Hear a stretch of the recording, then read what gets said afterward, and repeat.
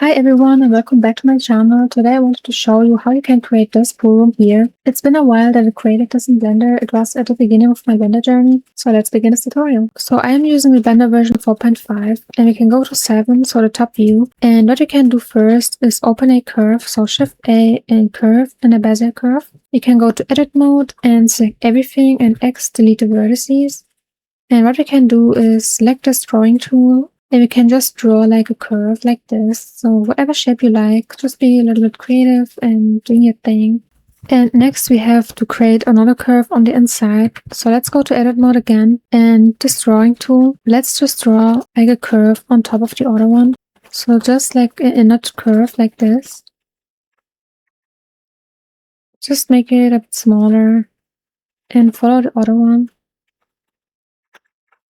Like this. And now we have like made this pool kind of shape. Next we can adjust it a bit. So let's go to this select boxing tool, make it smaller, and you can make this bigger or rotate it. Make a copy, so Shift D, right click and M, and you can make a new collection and name it backup. And we can hide this backup. And what we can do next is convert it to a mesh. And we have too many vertices, so let's go to edge select and select everything, right click and unsubdivide here. And give it a subdivision. What we can do next is select everything and E to extrude, so E and Z. And next let's just add a plane. So go to edit mode and scale it up like this, make it longer, and we can move it down. So next we have to make like a cut. So this is just for the pool, so that we can make a cut. And we can also select these faces and fill them. Also here, the beginning ones. So Shift to hold them and F to fill them. Select this plane, add a modifier and a boolean. And next we can just select this curve. So let's go here to see it better. So this curve here. And we can set it to float. Apply the boolean. And you can hide this one. We can select all of these by holding Alt, clicking this edge, and also this one. So let's just extrude this down. So E to extrude and Z. Maybe not too deep. Something like this. And next what you can do is just add a ground. So mesh and plane. And scale this up. And move this to here. And G and Z to move this down. And let's go here and you can see it better. So something like this. And now we have this wavy kind of pool. We have to shade it smooth, but if we shade it smooth because of the topology is bad, we can just right click and shade auto smooth. So now it looks really cool. Next we can create these walls here. And this is also pretty simple. So what we have to do is select this ground and edit mode. And as you can see, we already have this kind of shape here. So we can just see or circle select, and you can make it bigger or smaller by scrolling with your mouse wheel. And we can just select a couple of them like this. Shift D to copy them and P selection. And maybe we can also select face like here. So let's select this face as well. And not too many so that we can see what's going on inside. So Shift D to copy and P selection. Maybe one here as well. And maybe also this one. Shift D and P selection. And next we can just select these edges that we just created. We can join them, so Ctrl G to join, so that we have just one object. And edit mode, select everything, and now we can extrude it, so E and Z to extrude it up. Maybe not too high, something like this. And next we have to give it some thickness, and before we do that, let's check the face orientation. So face orientation. As you can see, this one's not right, so let's select them. Select this one by pressing L and Shift and N to recalculate the normals. And click this little box here inside. And now it is right. And we can select everything and Alt and E. And extrude faces along normals. And now we can give it some thickness, but not on this side, on the other side, like this. And also not too thick. So something like this is fine. And now the face orientation is off. So let's select everything and Shift and N. And we have to give it a bevel, of course. So let's go to our edge select. Select sharp edges. Just a small one. Let's go near so we can see what is happening. So Ctrl B to give it a small bevel. Like this. Right click, shade smooth. Now it looks much better. And also a subdivision, so Ctrl+2 to add a subdivision. And you can also add like these pillars here. That's pretty simple. So let's select the ground and shift and right click so that we can move the cursor around like this. And move it to something like this. Shift A and let's select a mesh and a cylinder. Select everything and S to scale it down. And S and Z to make it longer like this. And shade auto smooth. And I think it is too thin, so let's select everything and Alt and S to make it a bit bigger, like this. This looks much better, and you can also place it somewhere. And maybe here is better. And we can also just copy it, so Shift D and move it to places. Maybe here one, and maybe also here. And next, you can also create this wall here on the back, so that it's not like we see the sky and everything. So let's add a plane, RX and 90 on the back. Next, we can just select these edges and E and Y to extrude them here. Plane again for the ceiling. And move it up. So something like this. And next we can add a camera. So Shift A and a camera. And place it somewhere that you like. Maybe here. And 0. We change this format. And next we can also change the format here. So if we go to this output properties or 1080 and 1350, similar to here. And let's click this icon here. And we can move it to a nice angle. And also the ceiling is wrong, so let's select it and shift it in. And next we have to open a new window, so let's drag this here. And we can hide the overlays. And next we can move on to the materials. So we can change this to rendered view and this one to the material output. And don't forget to save your file, guys, because it can crash. So next, let's make this to the material output. And it's pretty dark because we have no light. So let's add a light. So let's go to this world icon here and change this to environment texture. So let's just open like a sky texture. So let's open a sun, so light and sun. And move it to here and R and X and R and Z. And it's not that bright. So let's increase the strength. And next, let's add the tiles, guys. So let's apply the scale first. So apply the scale of everything. And let's change this down here to the shading editor. And enter headers menu and new. And click this window here and Control Shift and T to open our tile texture. Select everything, the tiles, the roughness, the displacement. And it is too big, as you can see. So we have to make it smaller. And you unwrap conformal. And here it looks very bad, because we don't have any seams or anything. So cube projection.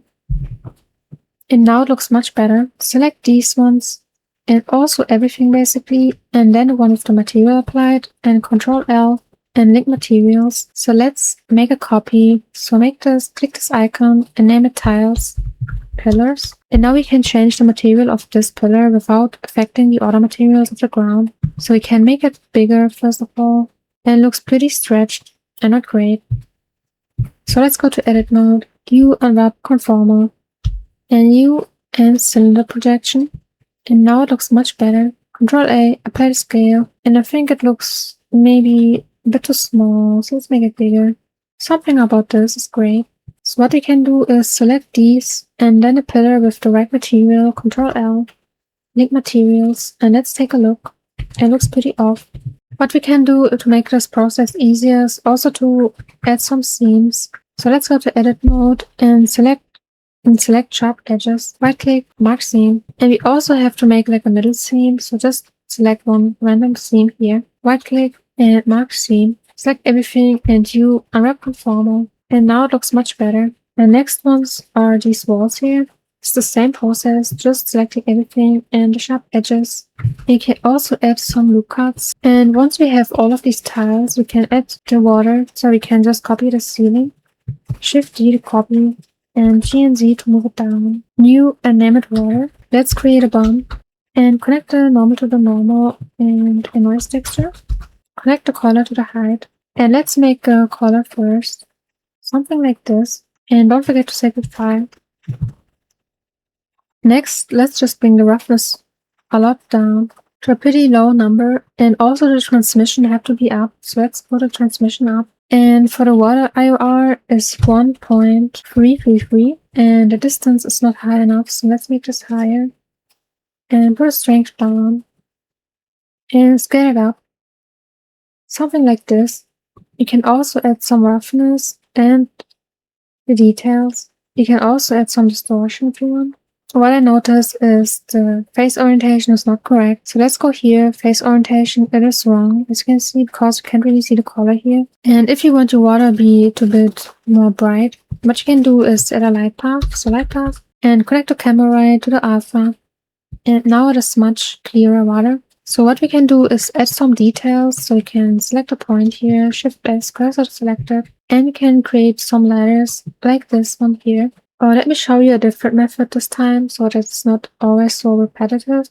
So a path or RI A90. Go to edit mode, select everything, and as you scale it down, you can move it a bit to here. You can go to this curve properties and increase the thickness a little bit like this. And let's go to toggle view to see it better. And we can just extrude it like this. And Z, E and Z to move this down. We can also adjust it a bit. Something about this. If it looks too thick, we can select everything and Alt and S, make it smaller. And change this gizmo to normal. We can bring back our menu here and Shift D, right click and G and Z. And next we can just copy like 2 of these points and rotate them, and G to move them to here. And we can change this back, so S and X, Shift D and move it down. And we can join them, so Ctrl G to join. We can also fill the caps here. And next we just have to rotate it a bit, like this, and bring it down. And now it looks pretty cool, I think. And we can give it a metallic kind of texture. So name it leather. Make this metallic to 1 and the roughness a bit down. So a 0.2 is good, I think. We can also give it more like a darker color so you can see it better.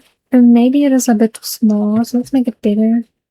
And if it is too thin, you can always press Alt and S to make it bigger. And you can go to X-ray mode here, and now you can see it much better. And just copy it and rotate it and place them. And don't forget to also make the ceiling the same tile material.